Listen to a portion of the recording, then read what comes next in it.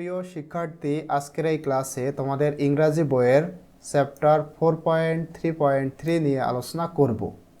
বলা হচ্ছে নাও, এখন read the following note on the author first. প্রথমে এখানে দেখা একটা নোট রয়েছে একজন লেখিকার উপরে, তিনার নাম জেন অস্টেন। প্রথমে আমাদের এই নোটটি পড়তে বলা হচ্ছে, অ্যান্ড দেন এবং তারপর দ্য টেক্সট। এই নোটের নিচে যে টেক্সটটি রয়েছে, নোটটি পড়ার পরে এই টেক্সটটি আমাদের পড়তে হবে। লেটার পরবর্তীতে ইন পেয়ার্স অর গ্রুপস, জোড়ায় অথবা দলে, অ্যান্সার দ্য ফলোয়িং কোয়েশ্চেন্স। এর নিচে যে প্রশ্নগুলো রয়েছে, অর্থাৎ এই যে এগুলার অ্যান্সার আমাদের করতে হবে। তো ইনশাল্লাহ এগুলা সবই তোমাদের সাথে আমি শেয়ার করব।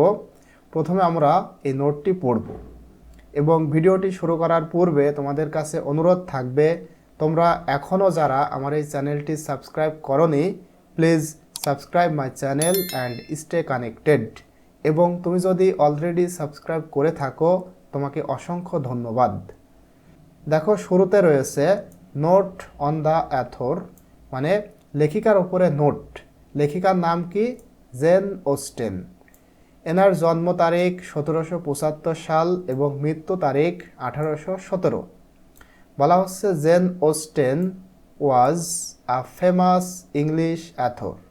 তিনি ছিলেন একজন ফেমাস মানে বিখ্যাত ইংলিশ লেখিকা। রিনাউন্ড মানে বিখ্যাত, তিনি বিখ্যাত হয়েছিলেন ফর হার মাস্টারপিস, তার মাস্টারপিসের জন্য। মাস্টারপিস হচ্ছে গ্রেট রাইটিং, মানে বিখ্যাত লেখা। সেই বিখ্যাত রাইটিংটা কি? Pride and prejudice. এই যে প্রাইড অ্যান্ড প্রেজুডিস, এটা হচ্ছে এনার একটি উপন্যাস, একটি নোভেল। এইটার কারণে তিনি বিখ্যাত হয়েছিলেন। হার স্টোরিজ, তার গল্পগুলা বিউটিফুলি ক্যাপচার, সুন্দর করে ধারণ করেছিল, হাউ পিপুল, কিভাবে লোকজন, বিহেভড, ব্যবহার করত, অ্যান্ড এবং ইন্টারঅ্যাক্টেড, এবং মিথস্ক্রিয়া করত, অর্থাৎ পারস্পরিকের মধ্যে কেমন সম্পর্ক ছিল, কিভাবে একজন আরেকজনের উপরে নির্ভরশীল ছিল, একজন আরেকজনের সাথে কিভাবে ব্যবহার করত, এই সব কিছুই তার যে স্টোরি এর মধ্যে বিউটিফুলি ক্যাপচার করেছিল, মানে অত্যন্ত সুন্দরভাবে ধারণ করেছিল। কখন? ইন দ্য 19th সেঞ্চুরি, 19 শতকে। উইথ হার ক্লেভার হিউমার, তার চতুর হাস্যরস, অ্যান্ড এবং কেয়ারফুল অবজারভেশনস, এবং যত্নশীল পর্যবেক্ষণ, এই জিনিসের কারণে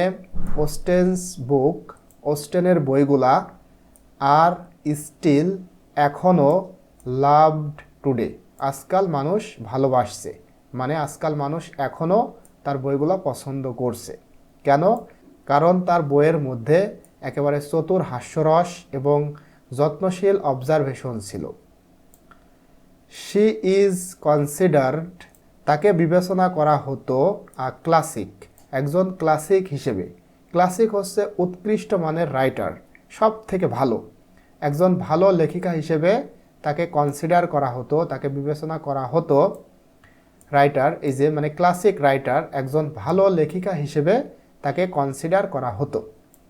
হু, যে কিনা আন্ডারস্টুড, বুঝেছিল, সোসাইটি, সমাজকে, ডিপলি, গভীরভাবে, অ্যান্ড এবং রাইট স্টোরিজ, এবং গল্প লিখেছিল, দ্যাট, যে সমস্ত গল্পগুলা মানে সেগুলা আর ট্রুলি স্পেশাল, সত্যিই দারুণ ছিল।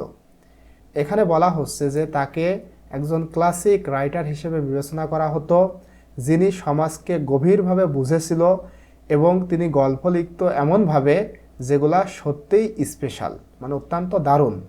এবং তার মধ্যে একটি লেখা হলো Pride and Prejudice. Pride and Prejudice by Jane Austen is a classic novel. এই যে প্রাইড অ্যান্ড প্রেজুডিস, এটা মূলত জেন অস্টেনের লেখা একটি ক্লাসিক নোভেল, মানে উৎকৃষ্ট মানের উপন্যাস। দ্যাট, যেটা এক্সপ্লোরস, মানে অন্বেষণ করে, সোসাইটি, সমাজকে, ম্যানার্স বিবেককে বা আচার আচরণকে, অ্যান্ড এবং রিলেশনশিপস এবং সম্পর্ককে। কাদের সম্পর্ক?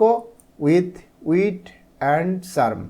উইট মানে বুদ্ধি, চার্ম মানে জাদু, জাদু বলতে পারো, জাদু মন্ত্র এবং বুদ্ধি, এই সব কিছুকেই তার যে লেখা pride and pride and prejudice, এই লেখার মধ্যে তিনি অন্বেষণ করেন, যার কারণে প্রাইড অ্যান্ড প্রেজুডিস একটি ক্লাসিক রাইটিং। তো এটা হলো লেখিকার উপরে একটি নোট। ইনশাল্লাহ পরবর্তীতে আমি তোমাদের সাথে এখানে যে টেক্সটটা রয়েছে সেটা শেয়ার করব।